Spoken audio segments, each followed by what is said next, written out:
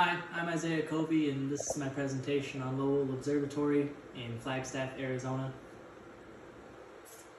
Have you ever thought to yourself, what makes Arizona great other than nice rocks and desert?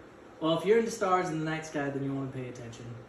This observatory is known to impress past and present astronomers. Today we'll be going over the history of the observatory, the city that it's in, and the Dark Skies initiative that was taking place there, and what the attraction is for tourists. So for history, we have Percival Lowell. He founded the observatory in 1894 to study Mars and look for intelligent life. He was born on March 13th, 1855 and studied at Harvard. He worked for his parents for a little bit in a textile plant, and then he wanted to build his observatory on Mars Hill because it was the best spot to study Mars. As well as studying Mars, he also got into the first science of the expanding universe, and how galaxies are created and destroyed and rebuilt and everything in between. In 1920, in the Shapley-Curtis debate, it was one of the biggest debates for astronomers in that time frame. Shapley believed that the universe couldn't be expanded, and Curtis believed that it could be expanded. And the debate took about a year in total. From out of the solar system to in, we come to the discovery of Pluto. In 1930, Clyde Tombaugh built his own telescope and started studying stars and constellations and planets. At the age of 25, he moved to Flagstaff to work for Percival Lowell. And while he was studying the rings on Saturn, he spotted a small glimpse of light past the planet, and that's how they discovered Pluto. From past to present, we look beyond the observatory. First at Flagstaff, NAU, being one of the leading colleges in Arizona, draws attention to the town itself, known for the highly trained and skilled nurses that come out of the school. It is widely remarked in the medical field. Lowell Observatory, being a part of the town's history and putting ordinances in the town for dark skies, there is also an overlook on Mars Hill that gives you a beautiful sight of the city. In 1958, Flagstaff pioneered the world's first lighting ordinance designed to preserve the night for astronomy. In 1958, Flagstaff astronomers have mostly relied on quiet, friendly diplomacy to protect the night sky.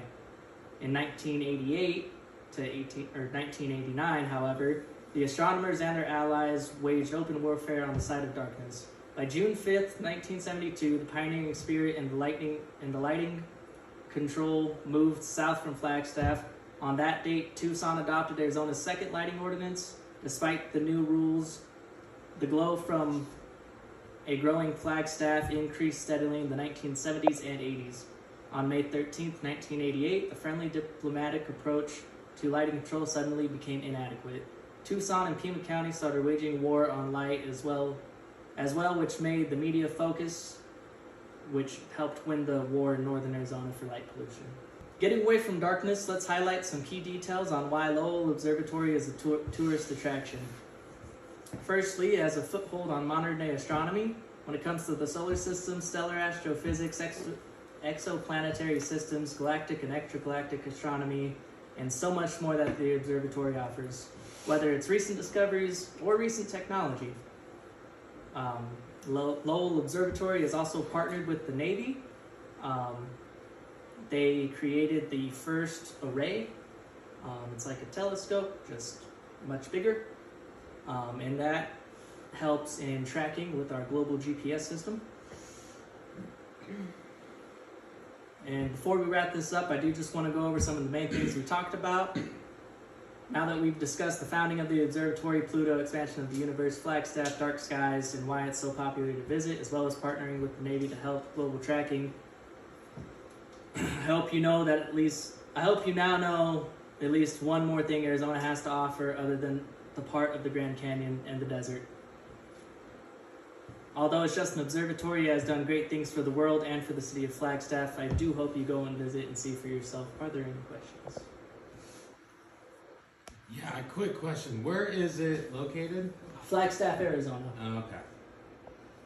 on Mars Hill. All right. Has it been updated? I mean, do they keep it up, maintained? And Yes, yes, it is.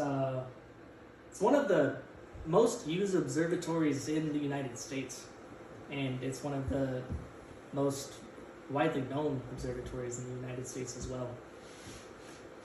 Where is it in comparison? Where is Mars Hill in comparison to the San Francisco peaks? I'm not sure where the San Francisco peaks are. That's where Snowbowl is and everything in Flagstaff. West. West. Yeah, so if you're on top of like Snowball Mountain and you look like southwest, you'll see Mars Hill in the observatory. Okay. Awesome, thank you for your time.